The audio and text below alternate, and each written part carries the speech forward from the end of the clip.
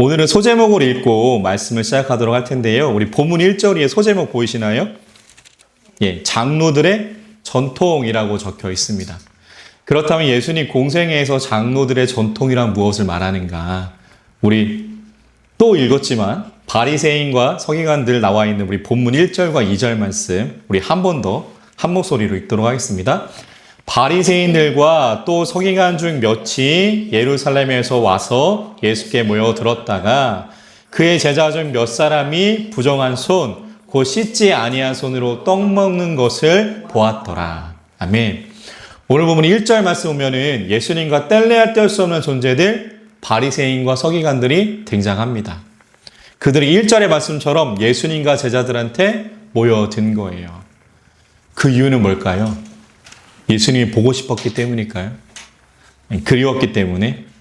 그들이 온 이유는 다들 예상하고 계신 것처럼 예수님과 제자들을 살펴보다가 그들의 실수를 찾아 지적함으로 예수님의 메시안적 권위를 깎아내리기 위함이었습니다. 그리고 그들의 날카로운 눈초리에 본문 2절의 말씀처럼 예수님의 제자들이 씻지 아니한 손으로 떡 먹는 모습이 포착됩니다.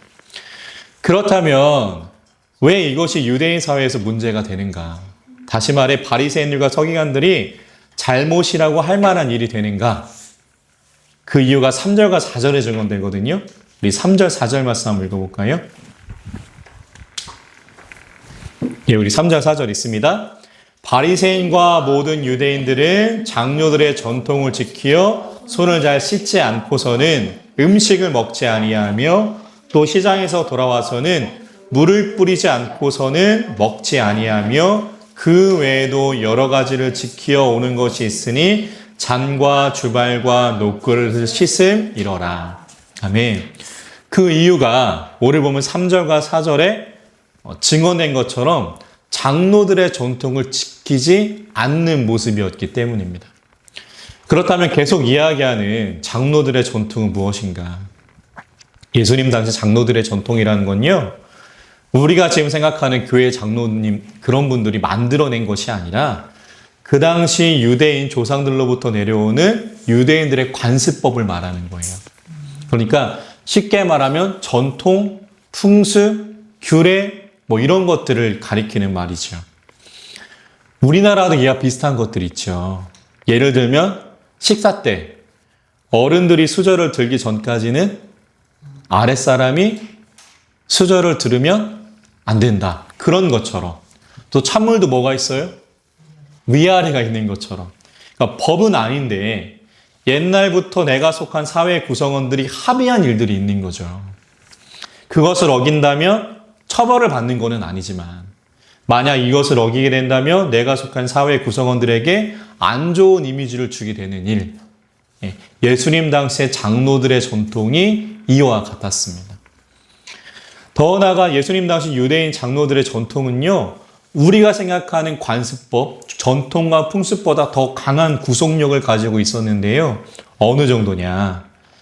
예수님 당시에 그 장로들의 전통은요, 성경 말씀, 성경에 기록된 율법과 동등할 정도의 구속력을 가지고 있었습니다. 그러니까 성경 말씀도 지키고 똑같이 장로들의 전통도 지키고 했던 거예요.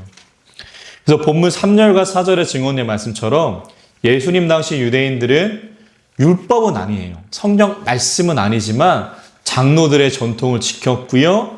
그래서 음식을 먹기 전에 손을 씻었고 바깥 출입을 하고선도 손을 씻었고 가재 도구의 청결함을 유지했던 겁니다. 그런데 오늘 말씀에서 예수님의 제자들이 그 전통을 지키지 않는다고 그렇게 책잡고 있는 겁니다. 흥미로운 것은 이 장로들의 전통이 계속 이어진다는 거예요. 그래서 1000년이 넘게 유럽에 살고 있던 유대인들에게도 계속 이것들이 이어졌는데요. 중세 유럽을 휩쓸었던 흑사병, 다들 아시죠? 예, 그 흑사병이 돌 때 이 유대인 공동체는 조금 더 피해를 입었다고 그래요. 왜 그러냐? 이 장로들의 전통을 지켰기 때문이죠. 조금 더 청결하게 살았기 때문에 이 흑사병으로부터 좀 피해가 더 적었다라는 이야기가 전해지기도 합니다. 이처럼 유대인들에게 예수님 당시나 수천 년이 지난 후나 장로들의 전통이라는 것은요, 유대인 공동체에게 강한 힘을 유지하고 있었음을 우리는 알 수 있게 됩니다. 그래서 예수님의 제자들이 이 장로들의 전통을 어기는 모습을 보고 바리새인과 서기관들이 다음과 같이 이야기하는 거예요. 우리 본문 5절 말씀 볼까요? 5절 우리 한 목소리로 읽습니다. 이에 바리새인들과 장로들의 전통을 준행하지 아니하고 부정한 손으로 떡을 먹나이까. 아멘. 본문 5절의 말씀 보면은요, 장로들의 전통을 지키지 않았던 제자들의 모습을 보고 그 이유를 누구한테 물어요? 제자들이 아니라 예수님께 묻고 있죠. 그게 그 당시 스승과 제자들의 구도입니다. 제자가 잘못하면 누구 책임이에요? 스승 잘못이죠. 제자들의 잘못을 보고 바리새인과 서기관들이 예수님께 따져 묻습니다. 곧 이 말은 이와 같죠.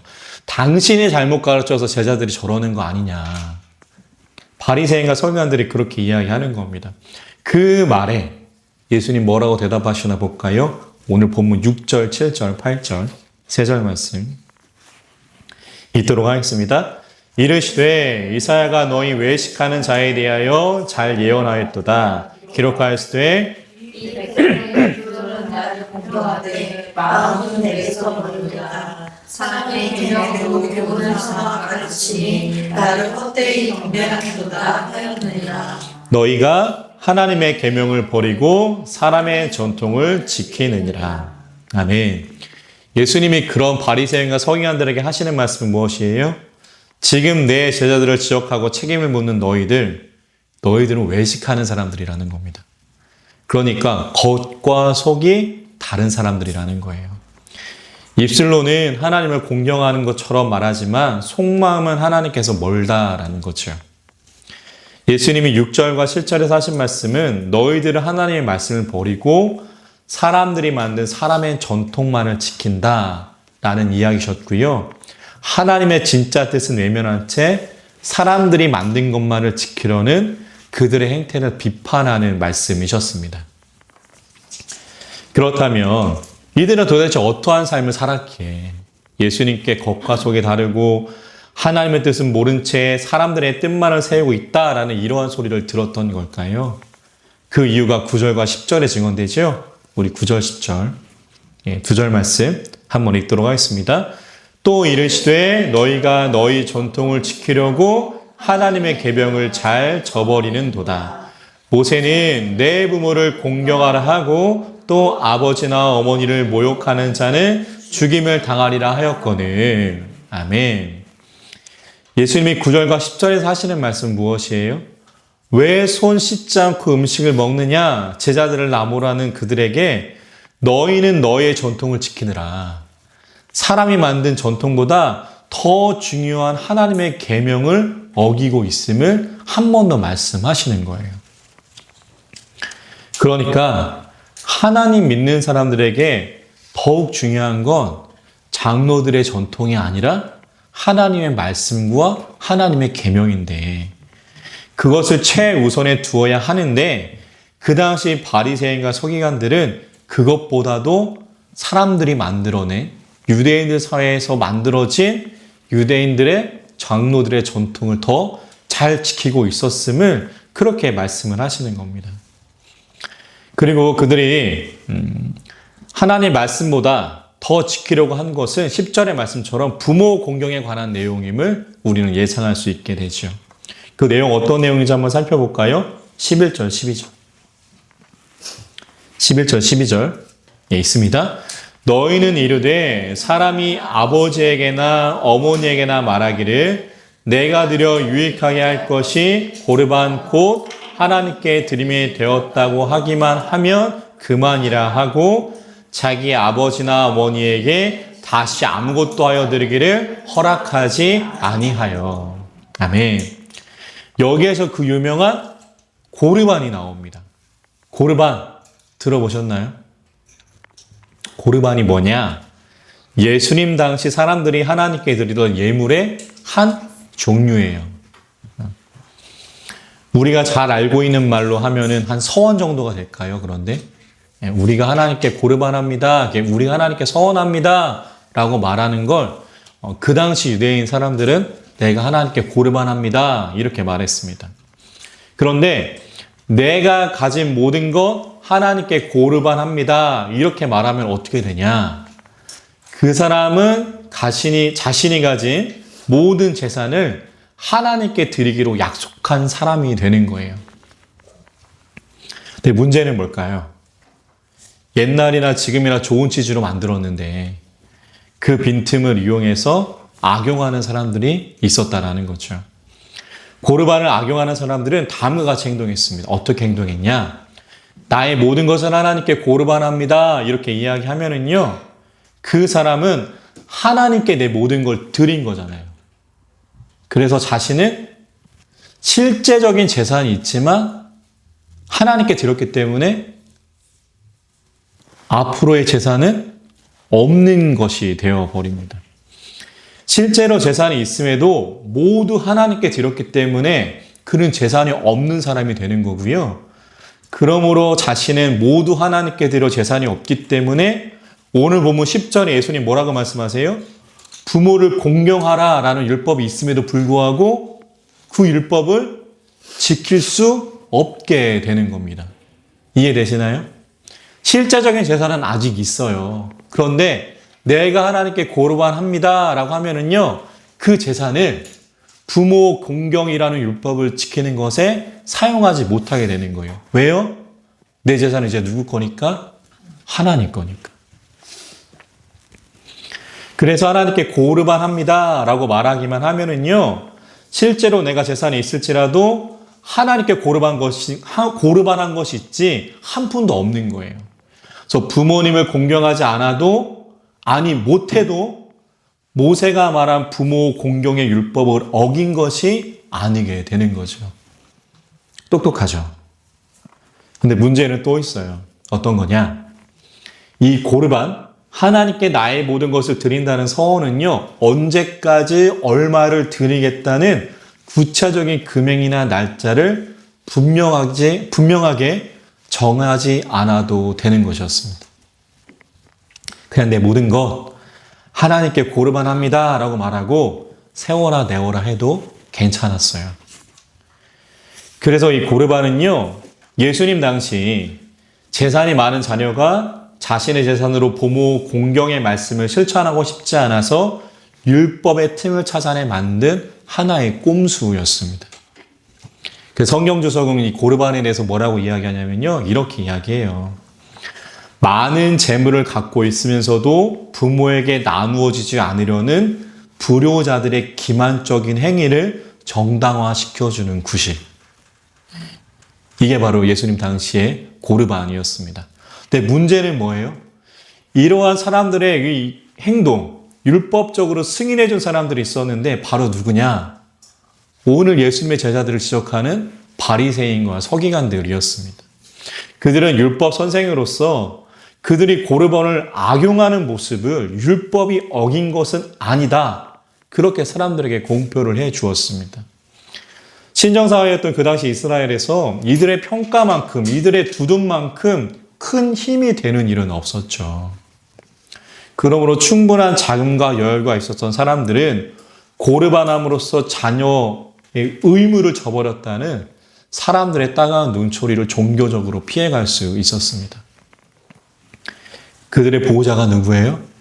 바리새인과 서기관들이었기 때문이죠. 그래서 그들은요, 본문 12절의 말씀처럼 그들이 부모 공경의 율법을 어겨도 이렇게 이야기했어요. 우리 12절 말씀 다시 한번 읽어볼까요? 12절. 있습니다. 자기 아버지나 어머니에게 다시 아무것도 드리기를 허락하지 아니하여. 허락하지 않는 겁니다. 왜요? 고르반 했기 때문에. 재산은 다 누구 거예요?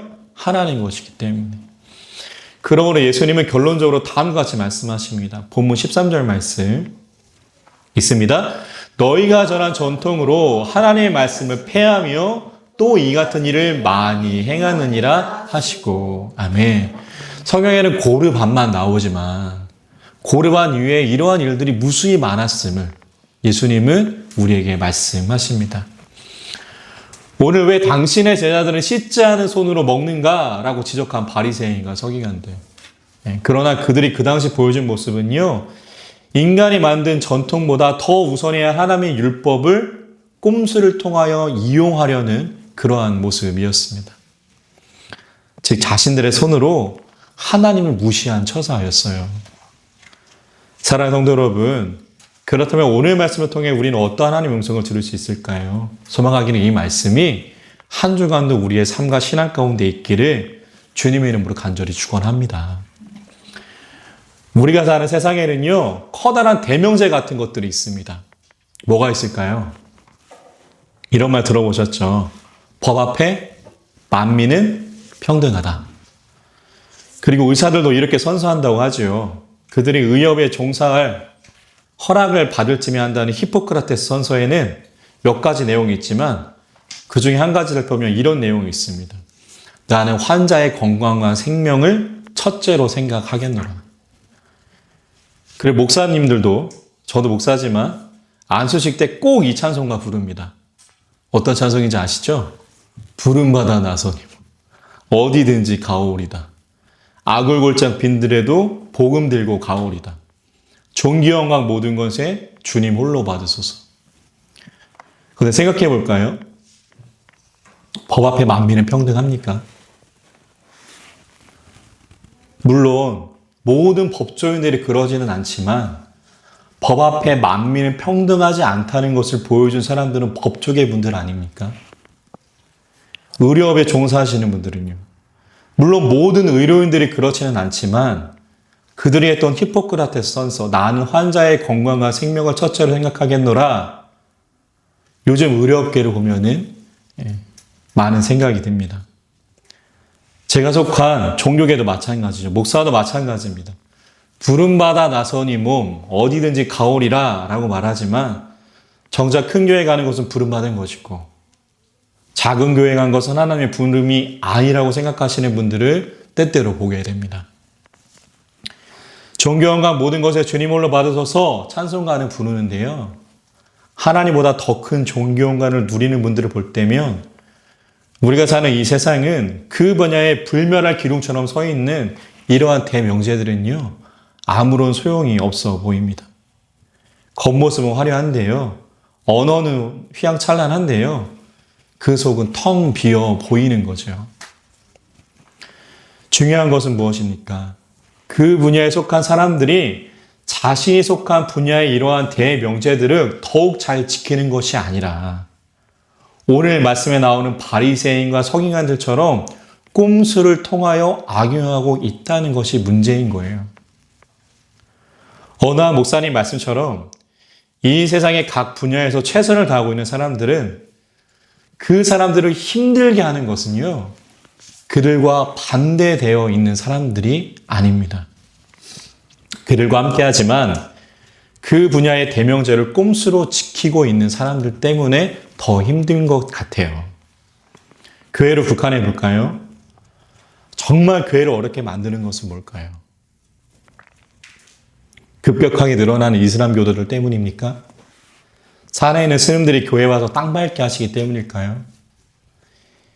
그들이 예배를 떠나서 유료 법회를 열기 때문입니까? 오히려 교회라고 불리는 곳에서 일어나는 이단들의 잘못한 행태와 더 나아가 기존 교단들이 보여주는 이해받지 못하는 모습들 때문이지 않을까요? 혹시 이슬람 믿는 분들 때문에, 불교 믿는 분들 때문에 교회에 못 나오겠다고 말씀하시는 분들 보신 적 있으십니까? 저는 아직 못 만났습니다. 오히려 이단 때문에, 그리고 이해되지 않은 일이 교회에서 일어나기 때문에 교회를 멀리하는 분들은 몇 번 만난 적이 있습니다. 사랑하는 성도 여러분, 오늘을 살아가는 우리도 혹시라도 나도 이런 오늘 말씀에 나오는 바리새인과 서기관들의 모습이 아닌지 돌아보고 확인해야 합니다. 오늘 말씀에서 제자들의 티끌은 지적했지만 자신 안에 있는 들보를 보지 못했던 그들의 모습이 우리의 모습은 아닌지 말이죠. 더 크고 더 중요한 하나님의 율법은 어기면서 왜 장로들의 전통을 지키지 않느냐고 예수님께 따져 물었던 그들의 모습은 아닌지. 그러므로 그리스도인에게 정말 중요한 것은 무엇인지 우리는 다시 한번 말씀을 통해 알게 됩니다. 그것은 하나님 앞에 나를 돌아보며 내 모습 하나님 앞에 진짜 하나님 믿는 사람인지를 확인하는 거예요. 내가 정말 그리스도인답게 살아가고 있는지, 내가 정말 하나님의 말씀을 믿으며 하나님의 말씀대로 살아가고자 하는지, 하나님의 말씀을 내 마음대로 꼼수로 악용하고 있는 것은 아닌지. 진정 성경에서 말한 하나님의 말씀이 아니라 세상과 뒤범벅된 엉뚱한 것을 쫓으며 나는 그리스도인이라고 말하고 있는 것은 아닌지. 말씀을 통해 우리는 우리의 삶을 돌아봐야 합니다. 사랑하는 성도 여러분, 우리는 그러므로 오늘 예수님께 책망받았던 바리새인과 서기관들의 모습이 되지 않기를 주님의 이름으로 간절히 축원합니다. 무엇보다도 소망하기는요, 목사로서 제가 그런 사람이 되지 않기를 소망해요.